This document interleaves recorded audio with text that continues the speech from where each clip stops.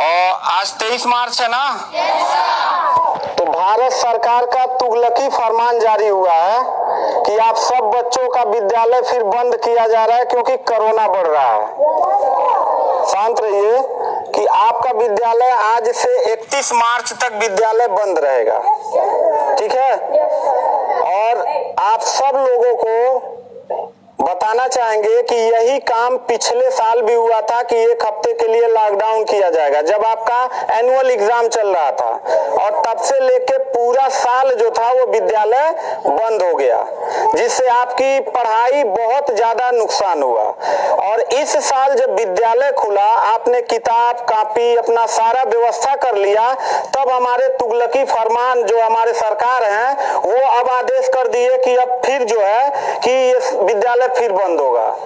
माननीय योगी आदित्यनाथ महाराज जी, मैं आपसे पूछना चाहता हूं कि आप बच्चों के भविष्य के साथ और जो प्राइवेट अध्यापक विद्यालय में पढ़ा के अपनी रोजी रोटी कमा खा रहे हैं, उनके पेट पे लात क्यों मार रहे हैं? इन बच्चों के भविष्य के साथ खिलवाड़ क्यों कर रहे हैं? ठीक है, कोरोना अगर बढ़ रहा है, विद्यालय बंद था, पूरे साल में किसी एक अध्यापक ने, किसी एक प्रबंधक ने कभी भी विद्यालय खोलने के लिए कोई धरना प्रदर्शन नहीं किया, और हम लोगों ने पूरा सपोर्ट किया। लेकिन बीच में अगर कोरोना फैल रहा है तो मैं आपसे पूछना चाहूंगा कि जब गोरखपुर महोत्सव आप करा रहे थे तब कोरोना फैल नहीं रहा था। जब आप आके यहाँ पे इलाहाबाद के प्रयागराज में कुंभ का मेला लगवा रहे थे तब कोरोना नहीं फैल रहा था, जहाँ पे करोड़ों लोग स्नान करने गए। और अभी हरिद्वार में महाकुंभ का आयोजन आप करवा रहे हैं तब कोरोना नहीं फैल रहा है। बिहार में चुनाव हो रहा है तब कोरोना नहीं फैल रहा है। और विद्यालय जो बच्चों का सबसे देश की रीढ़ की हड्डी होते हैं, जिनकी बुनियादी शिक्षा, प्रारंभिक शिक्षा आप बिल्कुल बर्बाद कर दिए हैं पिछले 2 साल से, और अब जाके फिर लॉकडाउन आप लगा रहे हैं। तो आपसे पूछना चाहेंगे कि बच्चों के भविष्य के साथ आप मैच क्यों खेल रहे हैं? ये जितने भी बच्चे हैं, अगर 1 मार्च आप 1 अप्रैल बोले हैं, 1 अप्रैल तक अगर विद्यालय नहीं खुला तो इन सारे बच्चों को लेके मैं रोड पे बैठ जाऊंगा। ये मैं आपको खुला चैलेंज कर रहा हूं, क्योंकि बात सिर्फ मेरे तक का नहीं है, इन सारे बच्चों का भविष्य है। और इन सारे बच्चों का भविष्य आप लोग अंधकार में डाल रहे हैं। आप लोग खुद नहीं चाहते हैं कि देश का बच्चा पढ़े, पढ़ के कुछ लायक बने।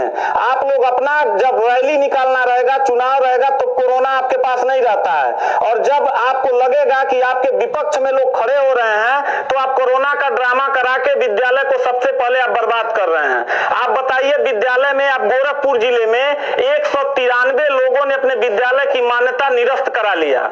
जानते हैं क्यों? महंत योगी आदित्यनाथ जी, क्योंकि वो लीज पे चलाते थे और उनका भाड़ा हुआ करता था 40,000 45,000 रुपया मंथली हुआ करता था।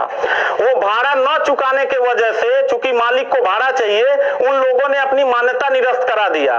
और सरकारी जो स्कूल है उनकी हालत तो पहले से मतलब खस्ता हो चुकी है। तो ऐसे कंडीशन में गार्जियन करे तो क्या करे, और हम अध्यापक करे तो क्या करें? ये जितने भी 16-17 स्टाफ हैं, इन सब लोगों की रोजी रोटी चलती है इन बच्चों के और इस विद्यालय के संस्था से। आप लोग हमारे पेट पे प्रहार कर रहे हैं, हम लोगों के व्यवसाय से प्रहार कर रहे हैं। अगर आपको लग रहा है कोरोना है, ठीक है, विद्यालय बंद कर दीजिए, तो आप ये भी अपनी नियत को साफ करिए कि कुंभ का जो मेला, महाकुंभ का लगवाने वाले हैं, उसको भी कैंसिल कर दीजिए। और जो गोरखपुर महोत्सव और गोरखनाथ का मेला लगवा के आप ड्रामा करवा रहे हैं, वो भी बंद करवाइए। यानी आप खुद नियम का पहले फॉलो करिए, हम लोग नियम को फॉलो करने के लिए तैयार हैं।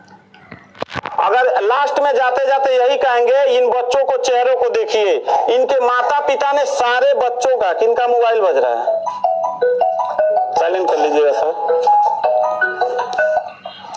इन सब बच्चों के माता पिता ने, बच्चों कितने लोगों ने आप किताब कॉपी अपना सारा कंप्लीट कर लिए हो? पता है, एक एक बच्चों की किताब कॉपी 2-2 हजार रुपए की आती है। आप फिर लॉकडाउन लगा दिए, इनकी पूरी पढ़ाई बर्बाद हो गई।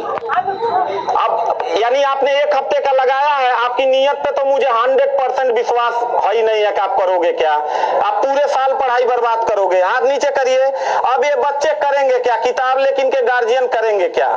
हम लोगों ने पूरा कोऑपरेट किया सरकार को।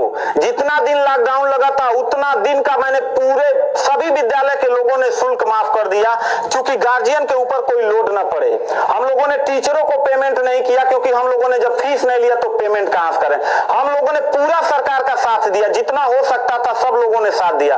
लेकिन अब इतनी कंडीशन होने के बाद, विद्यालय खुलने के बाद आप लोग विद्यालय बंद कर रहे हैं, ये बहुत ही गलत कर रहे हैं। और आपका पॉलिटिकल जो फंडामेंटल जिस पे आप चल रहे हैं कि जिन नियतों पे आपका बर्बाद होने वाला है, मैं लिख के आपको दे दूंगा कि अगर फिर से 1 अप्रैल के बाद, ठीक है, अगर 1 हफ्ते के रोकने के बाद कोरोना भाग जाता तो मतलब 1 हफ्ता आप बंद कर लीजिए, बिल्कुल हम लोग 1 हफ्ता नहीं पढ़ाई कराएंगे।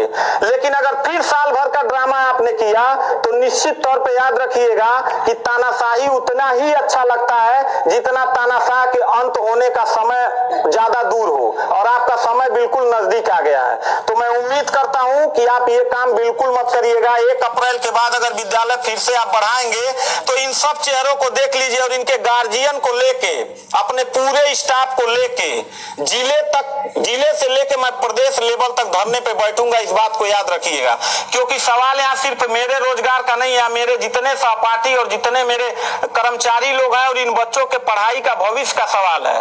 तो मैं इन बच्चों को लेके धरने पे बैठ जाऊंगा और जरूरत पड़ा तो असंवैधानिक भी हो जाऊंगा।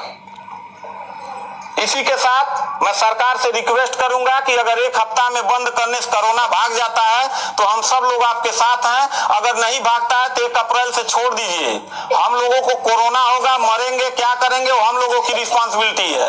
आपको इतना चिंता करने की जरूरत नहीं है, क्योंकि कोरोना में लॉकडाउन लगाने के बाद खाना हम ही लोग पहुंचाएंगे, लोगों के आने जाने की व्यवस्था हम ही लोग करेंगे, उनके दवा दारू की व्यवस्था हम ही लोग करेंगे। आप सिर्फ ड्रामा करेंगे, सिर्फ थरिया पिटवाएंगे और मोमबत्ती जलवाएंगे, इससे ज्यादा तो आपकी कुछ औकात है ही नहीं है। तो मैं उम्मीद करता हूं कि 1 अप्रैल के बाद आप विद्यालय खोल दीजिएगा। इन बच्चों के भविष्य के साथ आप लोग खिलवाड़ मत करिएगा।